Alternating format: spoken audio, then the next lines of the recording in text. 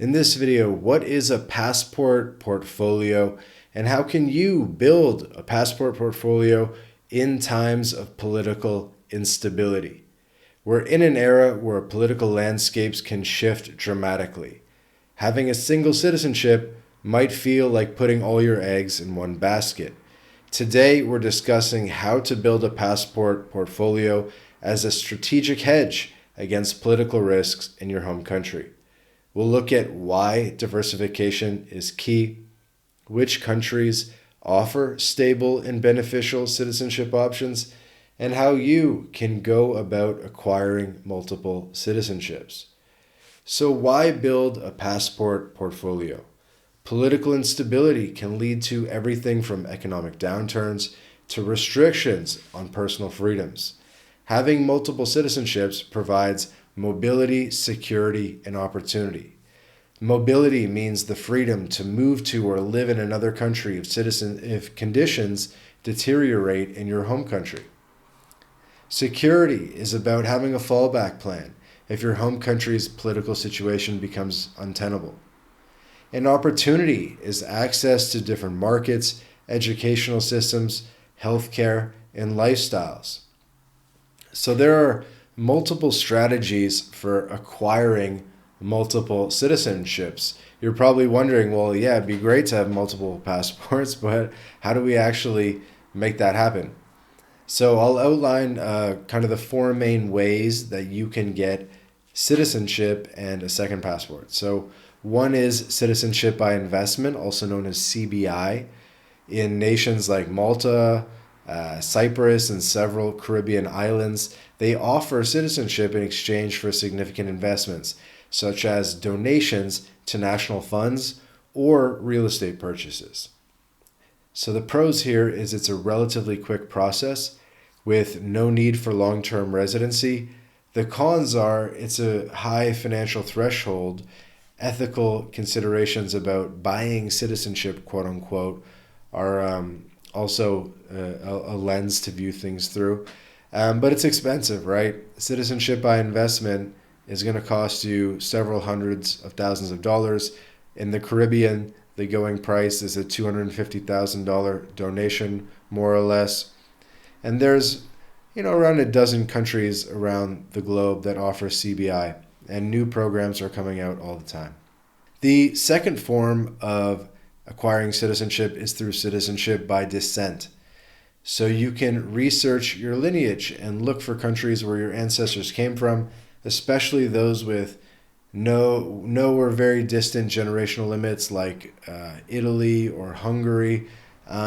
Sometimes these programs go further back than you think. Ecuador is another one that can go to grandparents or even great-grandparents.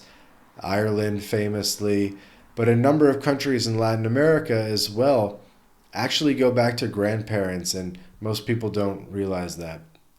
So the pros of citizenship by descent is it's often less costly than CBI, right? Just some lawyer fees, get it done, get the citizenship, because you're basically just recognizing something that you really already are, or in the eyes of the country, you're already a citizen, you're just getting it recognized. The cons of citizenship by descent is it does require thorough documentation. It could require legal assistance for complex cases. We pretty much always recommend using legal assistance for citizenship by descent. And the process can take a long time. There are cases where citizenship by descent could be slower than simply buying a passport if you're in a rush. The third form of acquiring citizenship is residency to citizenship, also known as naturalization. There are golden visas, programs in countries like Portugal, Spain, Italy, and Greece that allow residency through investment, which can lead to citizenship after a period of residency. For example, 5 years in the case of Portugal. The pros are it's a pathway to EU citizenship or citizenship in whatever country that you want to spend 3 to 5 to 10 years living there as a full-time resident in order to acquire citizenship. The cons are obviously that you have to live in a country for a period of time. You have to maintain certain conditions. You need to be hyper aware of what the conditions are that will lead to citizenship so that you know how to optimize your lifestyle. The fourth way to get citizenship is through marriage or family ties. Marrying a citizen can expedite citizenship in many countries. Some have residency requirements, some don't. It depends on the country. Some citizenship by marriage, they want you to live in that country for 1 to 2 years or more. And there are other countries where you can basically get automatic citizenship. Argentina comes to mind. I think Cabo Verde comes to mind as well, right? So the pros are it can be quicker than other methods if you have a genuine relationship. The cons are, it's not a method for everybody. It's a sort of an opportunistic thing. But those are the four big paths to acquiring multiple citizenships. You have CBI, you have citizenship by descent, you have citizenship via residency, and you have citizenship via marriage. So when choosing countries, you want to look for stable governments, economic stability, and a positive international relationship. That would be the ideal. Places like Canada, Switzerland, New Zealand, things like that. Countries with good bilateral relations, that have good relations with other nations, and that can offer advantages of visa-free travel or easier international business dealings, easier mobility, right? So you want to think about, is this country correlated or uncorrelated to my existing passport portfolio? And there is something to be said for having an uncorrelated passport. Maybe you want something that's uncorrelated from the West. So you think, what kind of uncorrelated passports from the West could I have? Or like semi-correlated? Well, you have places like Turkey and Egypt that have citizenship by investment programs.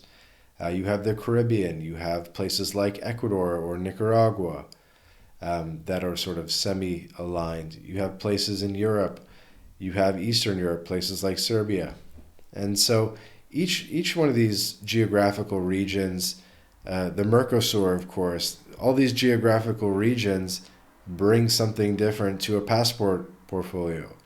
And if you just have Canadian or American or European citizenship, that's an incomplete portfolio that could be very well rounded by, say, citizenship somewhere in Latin America, somewhere like Argentina or Mexico, or citizenship by investment in the Caribbean, if that's within your budget. So there's a lot of different options. And if you're willing to spend the time in the country, Latin America is wide open for different immigration options. And of course, MyLatinLife, we can help you get residency in any country in Latin America. There's a link in the description where you can book a call with us and we can put you on a path to residency and citizenship in Latin America. Moving on, some practical tips to diversification. So number one is assess your needs. Determine what you're looking for. What's important to you? Is it mobility? Is it tax benefits, education, healthcare, or a cultural connection? And then two, think about legal consultation. Due to the complexity of immigration laws, consulting with a specialist in international law or citizenship can save time and ensure compliance. Again, link in the description, book a call with us. This is not something that you want to do by yourself. Another tip is regarding financial planning. So you want to understand the financial implications, whether it's investment for CBI, cost of residency, or potential tax changes with new citizenship. Or if you maybe have the opportunity to switch your tax residency to get some big savings. Another tip is document preparation. Be ready to gather extensive documentation, often needing translation and legalization and apostilles. Lastly, time management. Some paths require years of planning and waiting, so you want to start as early as possible. If you see a program that you qualify for or that's interesting to you, you need to pounce on that right away because these doors open and close. In conclusion, building a passport portfolio isn't just about having multiple passports, it's about safeguarding your future against the unpredictable nature of global politics. By strategically choosing countries with stable governance and beneficial bilateral agreements, you're not just diversifying your citizenship, you're diversifying your life's opportunities and security. Thanks for watching. If this concept resonates with you or you're considering diversifying your citizenship, give this video a like, subscribe for more insights into global living, and leave your questions or thoughts in the comments below. Links in the description as well. Till next time, see you in the next video.